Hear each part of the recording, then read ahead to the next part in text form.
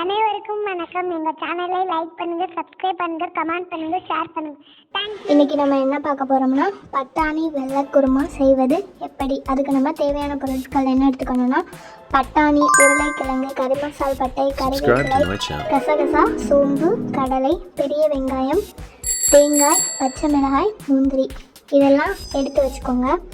அடுத்து நம்ம அரைக்கிறதுக்கு என்னென்ன எடுத்துக்கணும்னா கசகசா, சோம்பு, கடலை, தேங்காய், பச்சை மிளகாய், முந்திரி இதெல்லாம் எடுத்து தனியாக அரைச்சி எடுத்துக்கோங்க. தேவையான அளவு இதை மட்டும் போட்டு தனியாக அரைச்சி எடுத்துக்கோங்க. இந்த மாதிரி கிடைக்கும். அடுத்து நம்ம பட்டாணி, உருளைக்கிழங்க தேவையான அளவு எடுத்து நல்லா கட் பண்ணி போட்டு அதை தனியாக வேக வச்சு எடுத்துக்கோங்க. அடுத்து நம்ம எப்படி செய்கிறதுன்றதை பார்க்க போகிறோம். எண்ணெய் ஊற்றி சோம்பு சேர்த்துக்கோங்க. அது கூடவே கறி மசால் பட்டை கொஞ்சம் ஆட் பண்ணிக்கோங்க.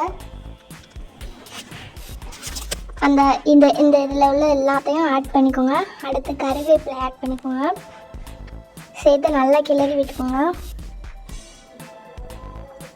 அது கூடவே கட் பண்ணி வச்சிருந்த பெரிய வெங்காயம் சேர்த்துக்கணும். சேர்த்து நல்லா கிளறி விட்டுக்கோங்க. அந்த கலர் சேஞ்ச் ஆகிற வரை நல்லா கிளறி விடணும்.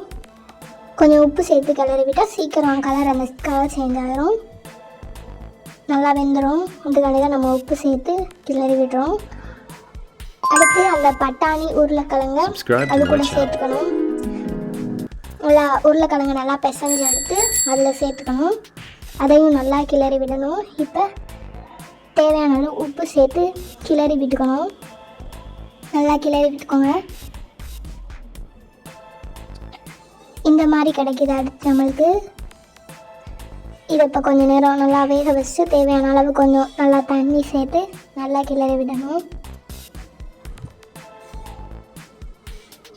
நல்லா கிளறி விட்டுக்கோங்க. தேவையான அளவு தண்ணி சேர்த்து நல்லா கிளறி விட்டுக்கணும். இப்போ நம்ம அரைச்சி வச்சுருந்ததை ஆட் பண்ணியிருக்கோம். அரைச்சி வச்சுருந்ததை ஆட் பண்ணணும். அது கூடவே நல்லா கிளறி விடணும்.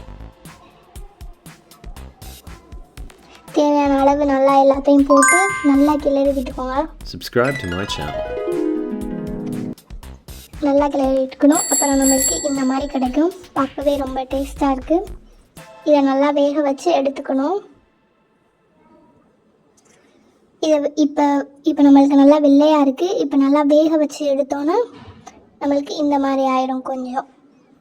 இப்போ நல்லாவே வெந்திருக்கு. இதோட டேஸ்ட்டுமே நல்லாயிருக்கும். ட்ரை பண்ணி பாருங்கள். டேஸ்ட் எப்படி இருக்குன்னு கமெண்ட் பண்ணுங்கள். பட்டாணி பால் குருமா ரெடி. இது ரொம்பவே டேஸ்ட்டாக இருக்கும். Subscribe to my channel.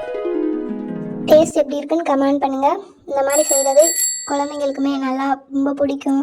இதில் எந்த ஒரு உரப்புமே இருக்காது. இப்போ பட்டாணி பால் குருமா ரெடி. டேஸ்ட் எப்படி இருக்குன்னு கமெண்ட் பண்ணிடுங்க. மறக்காமல் சப்ஸ்கிரைப் பண்ணிடுங்க, லைக் பண்ணுங்கள், ஷேர் பண்ணுங்கள், கமெண்ட் பண்ணிடுங்க. தேங்க்யூ.